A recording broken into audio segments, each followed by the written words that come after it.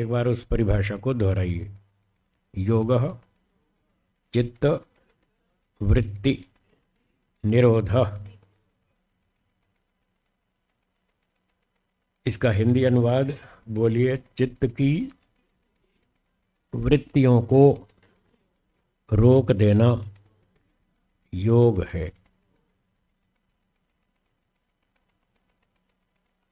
ये सूत्र का हिंदी अनुवाद हो गया, चित्त की वृत्तियों को रोक देना योग है। ये है असली योग।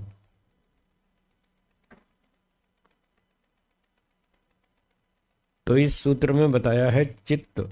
चित्त का अर्थ है मन, जिसे हम सामान्य भाषा में मन कहते हैं। उसका संस्कृत का शास्त्रीय शब्द है चित्त। मन शब्द हिंदी में संस्कृत में दोनों में चलता है। चित्त शब्द भी चलता है, लेकिन चित्त ज़्यादा प्रचलित नहीं है हिंदी भाषा में। हिंदी भाषा में बोलचाल के लिए मन शब्द अधिक प्रचलित है। लोग इस शब्द का प्रयोग अधिक करते हैं, चित्त कभी कभी करते हैं, कम करते हैं। पर वास्तव में ये दोनों हैं एक ही वस्तु। जिसका नाम मन है उसी का नाम चित्त है। एक ही वस्तु के ये दो नाम हैं। अब कहते हैं चित्त वृत्ति। चित्त में जो वृत्तियां उत्पन्न होती हैं, वृत्ति के दो तीन अर्थ हैं। एक मुख्य अर्थ है विचार। हाँ जी, क्या अर्थ है? विचार। चित्त वृत्ति, मन में उठने वाले विचार, ये चित्त वृत्ति अर्थ हो गया। मन में उठने वाले विचार। सुबह व्यक्ति सोकर उठता है, बस नींद खुलते ही विचार शुरू हो जाते हैं, हाँ या ना शुरू हो जाते हैं। उनका नाम वृत्ति है। और ये सारा दिन चलते हैं विचार, रात को सोने तक लगातार चलते ही रहते हैं। जब नींद आएगी तब जाके रुकेंगे। तो वो तो फिर नींद में तो रुक ही जाते हैं। नींद में तो वो विचार रुक ही जाते हैं। हाँ, इसको हटा दो।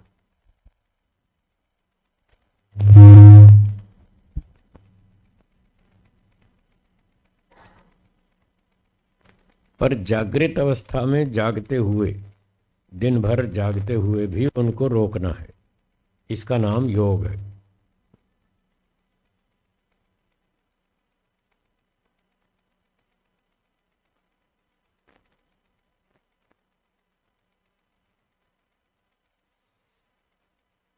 जागते हुए जानबूझकर इन विचारों को रोकना है। जो सांसारिक विचार दिन भर चलते रहते मन में, इन सांसारिक विचारों को रोकना योग है। रोकना क्यों रोकना? इसलिए कि अगर ये सांसारिक विचार चलते रहे दिन भर तो मन में अशांति पैदा करते हैं। संसार का चिंतन करो आप, कोई भी वस्तु हो सांसारिक, आप चिंतन करें मन में, देखो आपके मन में राग द्वेष बढ़ेगा, वो अशांति पैदा करेगा। धन का, पुत्र का, परिवार का, संपत्ति का, दुकान का, व्यापार का, नौकरी का, लड़ाई का, झगड़े का, मुकदमे का, कोई विचार मन में उठाओ, आपके मन में राग द्वेष बढ़ेगा और वो अशांति उत्पन्न करेगा। इसलिए महर्षि पतंजलि कहते हैं इन विचारों को रोको ताकि शांति से जियो। तो जिसको दिन भर शांति से जीना हो वो सांसारिक विचारों को रोके, जितना हो सके रोके। बस काम चले, उतनी बात सोचे, जितनी बात हो उतना ही सोचे संसार की बात, बाकी ज़्यादातर रोकने की कोशिश करे। और उतने समय क्या करे, ईश्वर का विचार मन में चालू रखे। जितनी देर तक आप ईश्वर का विचार मन में चालू रखेंगे उतनी देर तक मन में शांति रहेगी। ये सेकंड्स के हिसाब से चलेगा। सेकंड्स के 15 सेकंड आपने ईश्वर का विचार किया तो 15 सेकंड मन में शांति रहेगी। सांसारिक विचार रोक दिया 15 सेकंड, और ईश्वर का विचार 15 सेकंड आपके मन में रहा, तब तक शांति रहेगी। तनाव, चिंता, टेंशन, राग, द्वेष कुछ नहीं होगा। और जैसे ही ईश्वर का विचार हटेगा और संसार का विचार शुरू हो जाएगा, राग, द्वेष, अविद्या, सब काम, क्रोध, लोभ तत्काल आक्रमण करेंगे और मन अशांत हो जाएगा। फिर मन अशांत होगा तो आत्मा भी दुखी होगा। मन वैसे स्वयं तो दुखी नहीं होता, ये तो खाली बोलने की बात है। आत्मा ही होता है दुखी, अशांत आत्मा होता है। मन का नाम तो ऐसे बोल देते हैं खाली। जैसे आप कहते हैं मेरा पेन बहुत अच्छा लिखता है। पेन स्वयं लिखता है क्या, या आप लिखते हैं? हाँ जी, लिखता है या आप लिखते हैं? कौन लिखता है? ये मेरा पेन बहुत अच्छा लिखता है, सिर्फ कहते ही हैं, वास्तव में लिखते तो हम हैं। वाक्य बोलकर कि मेरा पेन बहुत अच्छा लिखता है, मेरी कैंची बहुत अच्छे कपड़े काटती है, मेरा चाकू बहुत बढ़िया सब्जी काटता है, हाँ, मेरा चाकू बहुत अच्छी काटता है, ये बोलकर हम सिर्फ पेन क्षमता बताना चाहते हैं, उसकी क्षमता बताना चाहते हैं। ये नहीं कहना चाहते कि वो स्वयं पेन लिखता है। ठीक, दोनों लगा दो, चलो दोनों लगा दो। ओम ओम।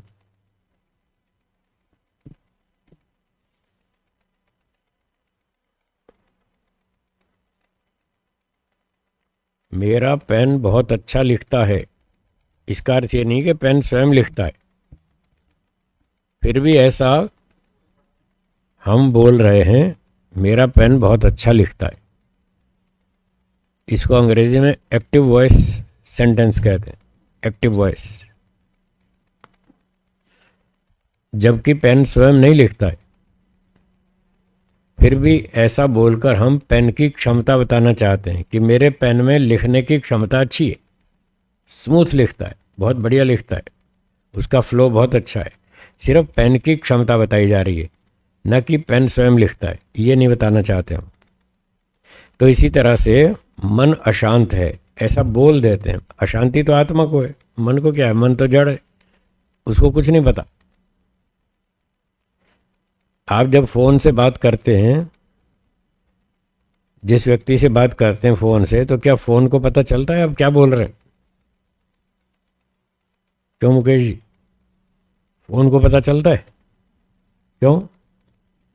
वो जड़ है, जड़ को कुछ पता नहीं चलता, चेतन को पता चलता है। या तो आपको पता है या सुनने वाले को पता है क्या बात हो रही है।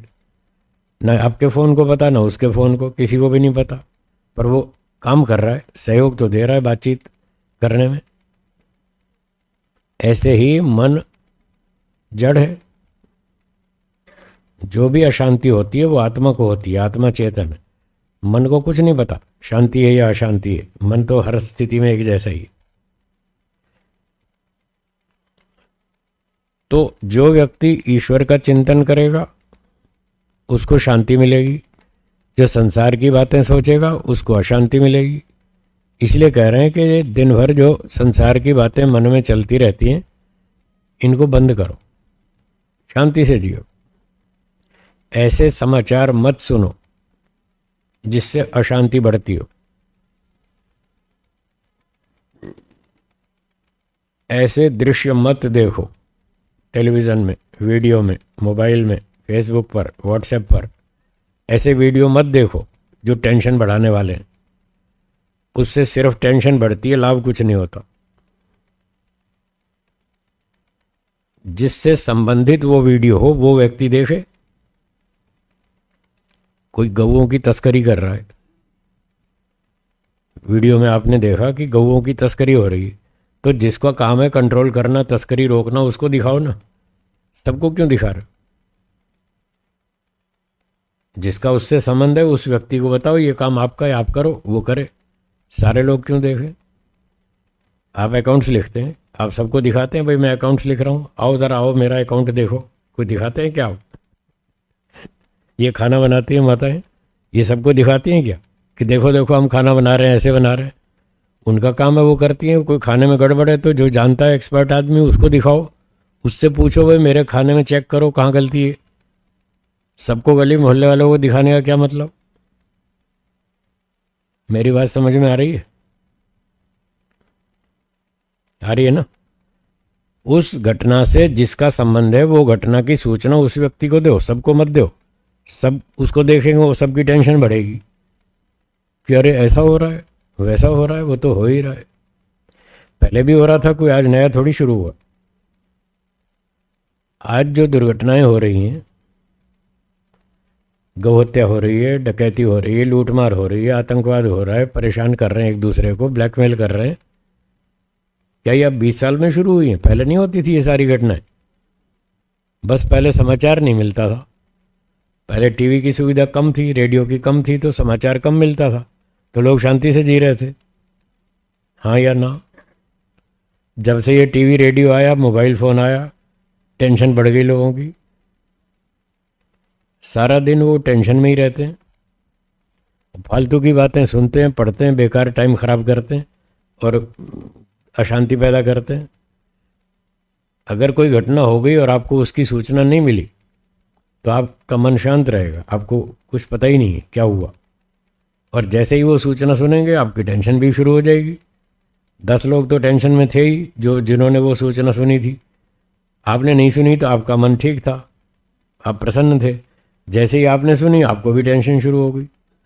तो क्यों अपनी टेंशन बढ़ा रहे हैं और दूसरे की बढ़ा रहे हैं?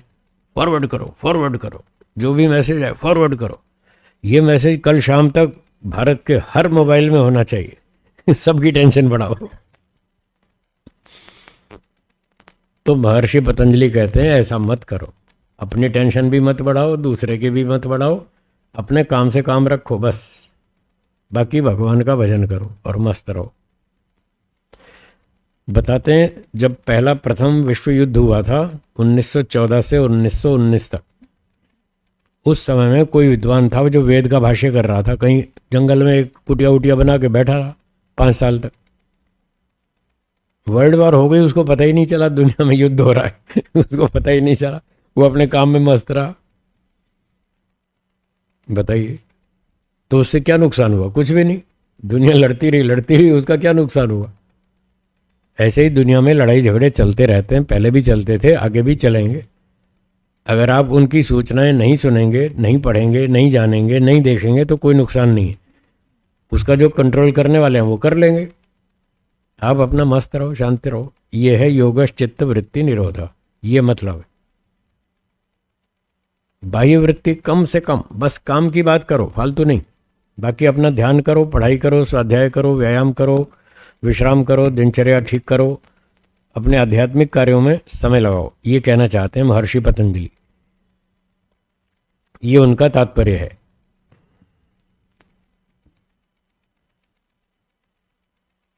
तो इसी काम को करने के लिए आगे विस्तार से उन्होंने बहुत सारी बातें बताई जो हम पहले पढ़ चुके हैं। पहले पाद में हमने पढ़ा था 5 प्रकार की वृत्तियां हैं जिनको रोकने का नाम योग है। योगश चित्त वृत्ति निरोधा, चित्त की वृत्तियों को रोको, मन में उठने वाले विचारों को रोको, मतलब सांसारिक विचारों को रोको, ईश्वर का विचार चालू रखो। ये इस सूत्र का अर्थ है। सिर्फ रोकना नहीं है, चालू भी रखना। ईश्वर का चालू रखना है, संसार वाले विचार रोकने, ये मतलब है।